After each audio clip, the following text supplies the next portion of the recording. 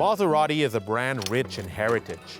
Its story goes back to the beginning of the 1900s when Alfieri Maserati would race his race cars on the track, being the underdog, taking on established car makers like Mercedes-Benz and Auto Union.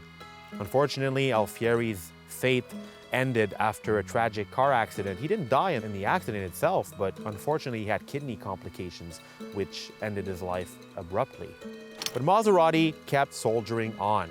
We saw amazing sports car coming out from that Italian car maker, which was still a very small brand if you compare it to Ferrari and even Lamborghini. We saw the Biturbo, the Gimli, the Quattroporte, and we even saw Citroens with Maserati engines. Maserati was owned by a lot of companies. Citroen was one of them. It was then owned by Chrysler in the 80s, which resulted in kind of weird partnerships. And later on in the 1990s, it was Fiat that took ownership of Maserati and ended up under the hands of Ferrari. Today, Maserati is now owned by FCA, Fiat Chrysler Automobiles, and many automotive enthusiasts wonder what the heck is going on with this brand. There's so much heritage behind the trident logo that we're wondering, why isn't FCA injecting more money and giving this brand more attention?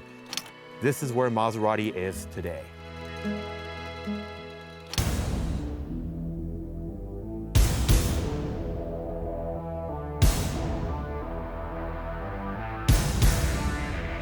I'm currently sitting in the trunk of what the industry called a sports utility vehicle, or SUV. Apparently, this is what people like to buy nowadays. These things are so popular that they're literally killing cars.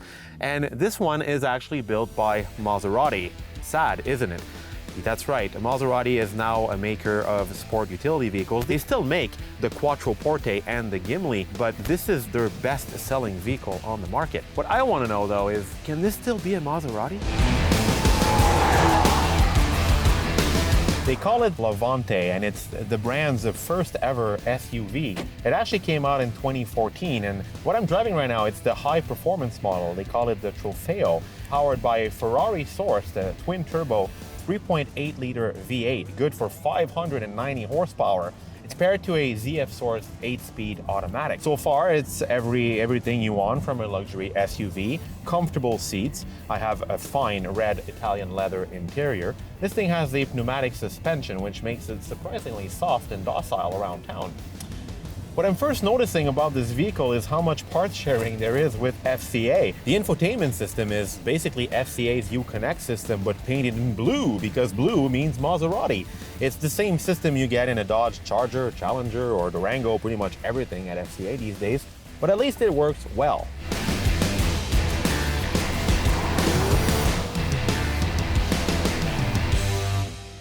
In order to exploit this vehicle's full potential, you have to try launch control. Now, to do this in a Levante, it's a bit more complicated than in a German car. You first have to pull back the left trigger. You have the launch control menu right there. Hold it again, and we're good to go.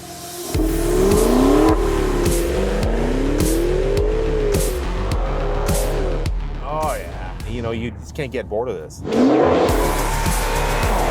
So now I get why you pay $180,000, because this thing has one hell of an engine. This thing shouldn't be this fast. Oh my God, this thing is fast.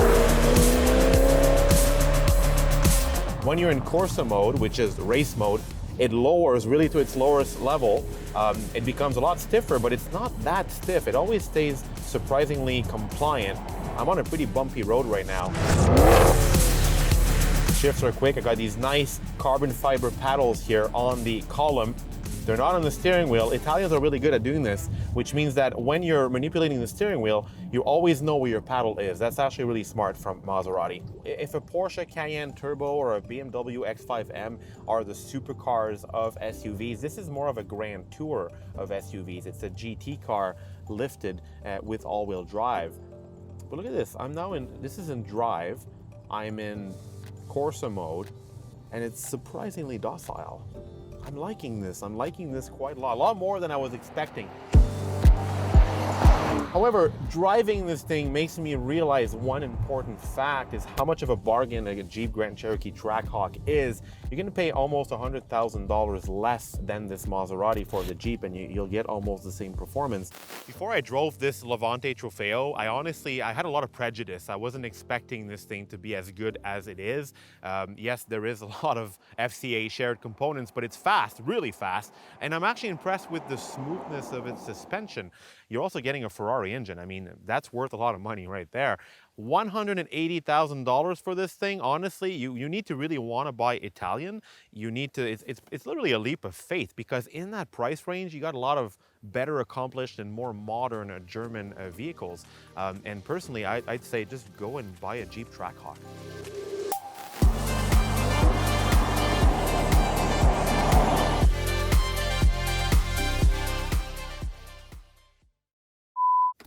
There's even room back here for the kids. Decent headroom too. Oh yeah! I like how it just glides over the road.